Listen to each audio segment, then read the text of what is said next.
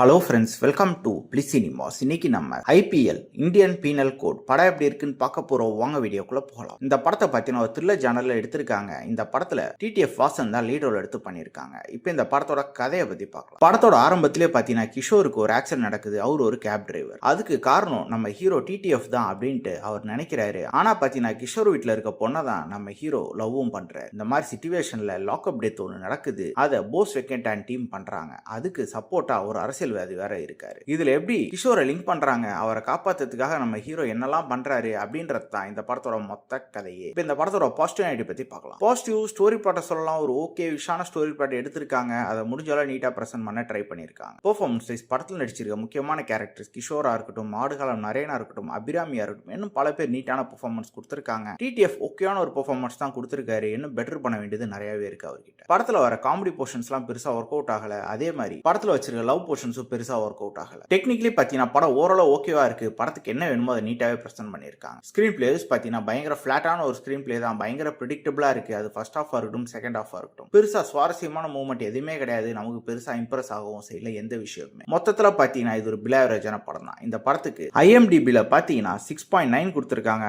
ஆனா 70 பேர் தான் ஓட் பண்ணிருக்காங்க. இந்த படத்துக்கு நம்மளோட ரேட்டிங் கேட்டீங்கன்னா ஒரு 4 மார்க் கொடுக்கலாம். இன்னொரு வீடியோல சந்திக்கலாம். தேங்க்யூ.